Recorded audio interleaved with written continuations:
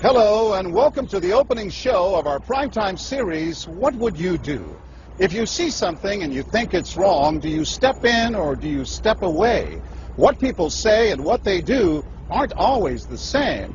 That's why our hidden cameras are so revealing. In our first scenario, we weren't sure what to expect when our opinionated man behind the counter meets the Muslim woman in a headscarf.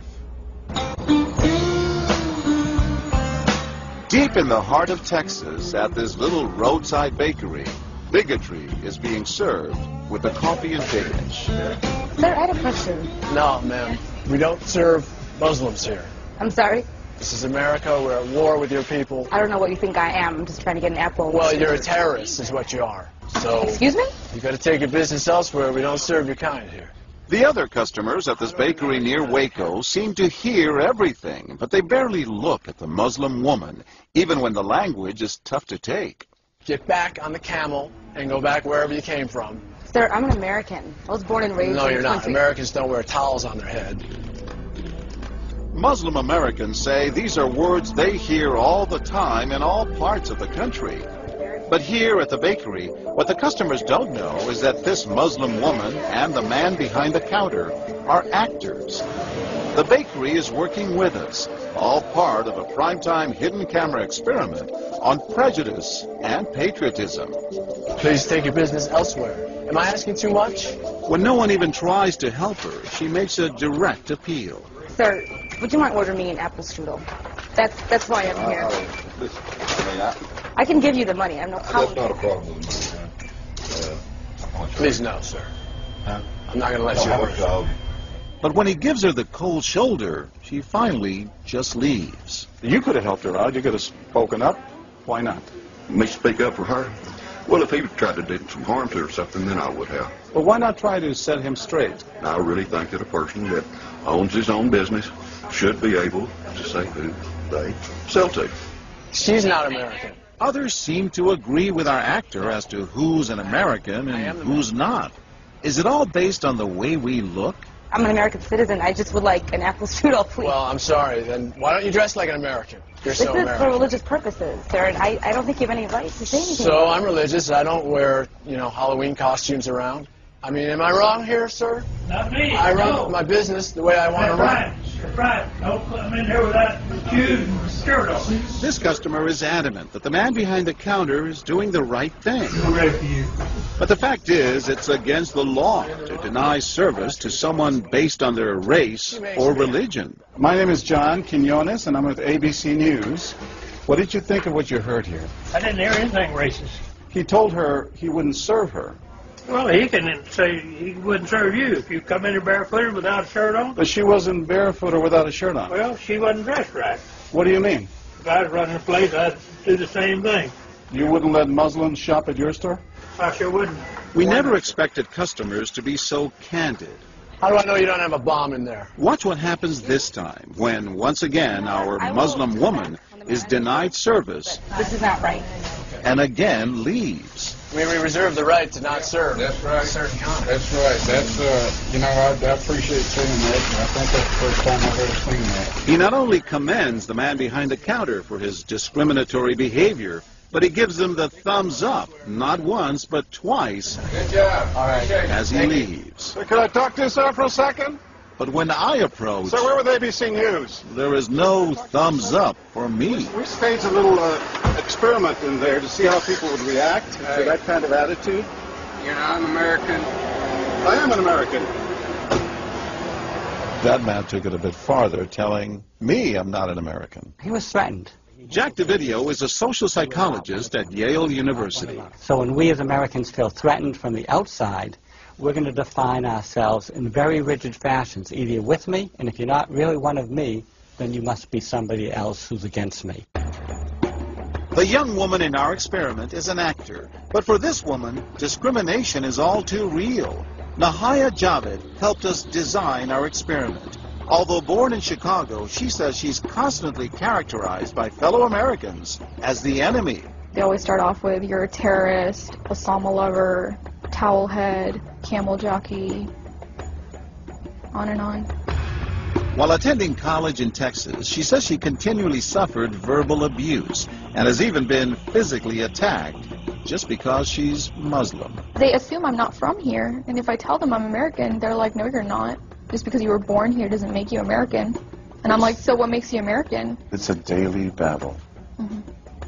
And I don't feel like living in America, I should have to fight this battle. Meanwhile, back at the bakery, our actor is at it again. But how do I know you're not a terrorist? Terrorists look like you. But this time the customers are sympathizing with the Muslim woman. Right, I know, but can you blame me? Yeah, I can't blame you, actually. Why? What's the problem? All right, we'll get out of here. You need to go yourself, actually, what you need to do. Okay, sir. I'm a good American, all right? We're at war with these people. My dad's a veteran. Go yourself. So is mine. And he's not the only one who walks out in anger. You need to stop segregating against people. It's wrong. Excuse me? She's an American. No, like you're a bad American. Time and again, people speak out with their pocketbooks. You lost a couple of customers, just so you know. But look what happens when this man threatens to leave. You're not a good American, sir. I believe I am a good American.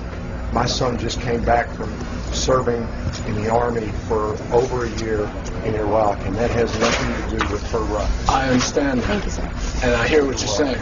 But I can't believe you would be so discriminatory. I'm deeply offended by that. I'm sorry to offend you, sir, but I've got to live with myself. Seething, the man vows to fight back. I will let people know this. I've stopped here every time I've come by this place, and I'll never stop here again.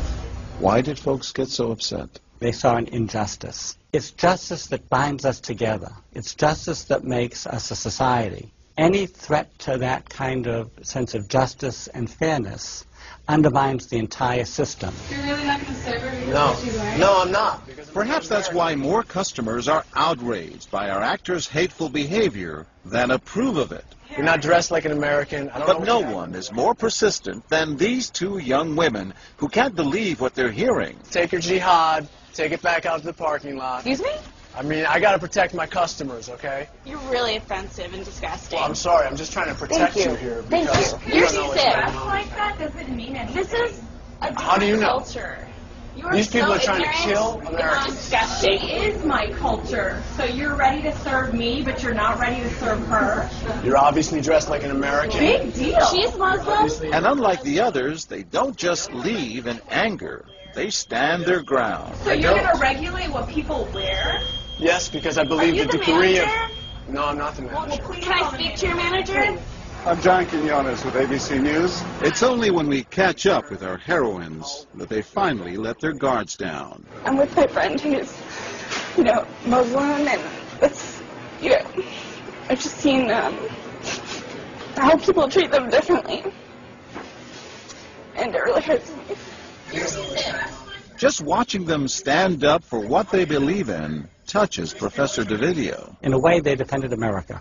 And I was impressed by that, because they wanted this to be a just society, a just place, a just bakery. I'm John Quinones. And remember this man whose son served in Iraq? He's also moved to tears. Every person deserves to be treated with respect and dignity. No matter how in they're every dressed. situation, no matter how they're dressed. Never have we seen reactions so polarized, from a thumbs up for prejudice to an emphatic thumbs down. Go yourself. Two different Americas, both convinced they're patriotic. At the end of the day, 13 people stood up for the Muslim woman, while 6 sided with the clerk. But the majority of the bystanders, 22, did or said absolutely nothing. That's what's most frightening to Muslims like Nahaya, who was watching our experiment. In fact, so frightening that they often avoid going out by themselves. It's really sad because I'm old enough to be able to do things by myself. I shouldn't need a chaperone all the time. But that one time that I'm alone and something bad might happen, I'd rather be safe than sorry.